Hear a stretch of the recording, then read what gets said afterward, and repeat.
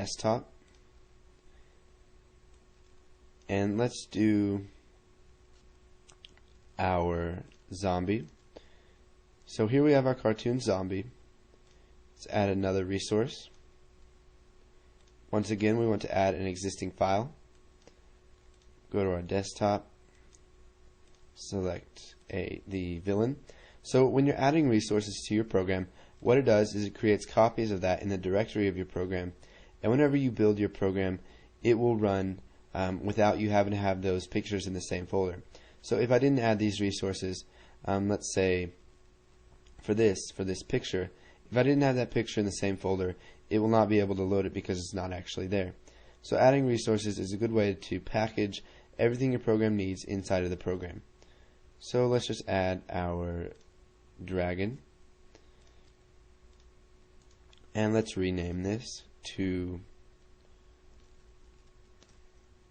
cartoon dragon, and we'll rename this one just to make it look more like the other one. So cartoon villain. Okay, so now that we've added our zombie, villain, and our dragon, let's go ahead and come over here to form1.vb. We'll just double click on spawn enemy. So whenever they click button spawn, what we want to do is generate a random number and then pick based on that number. So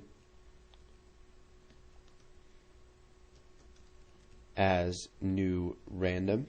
So now that we have our random generator, we want to get a random number from it.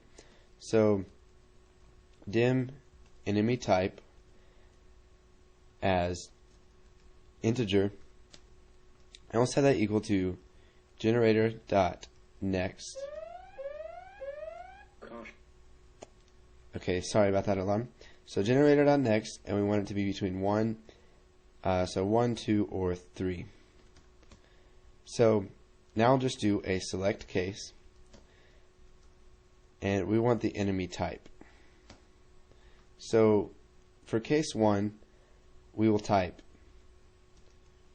picture enemy dot image is going to be equal to, and we're going to have to access the resources of game GUI.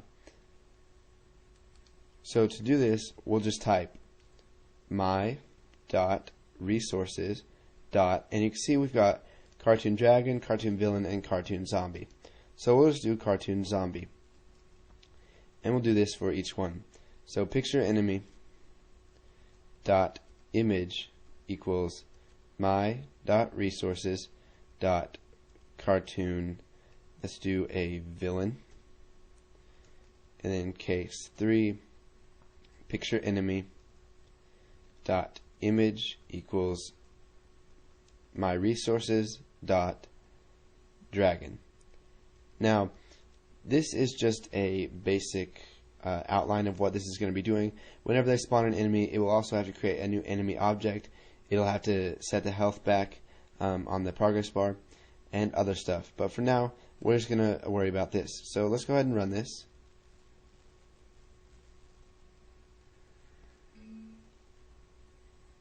Let's go ahead, and we need to come over here to our solution, and we need to right click on game GUI, and let's just go ahead and set it as the startup project. So now that it's the startup project, we should be able to run this. Okay, so here's our game, and when we spawn an enemy, we can get either the zombie, we get the villain, and it's generating some weird numbers. So go ahead, put this code in if you already have it, and then once you do that, move on to the next tutorial.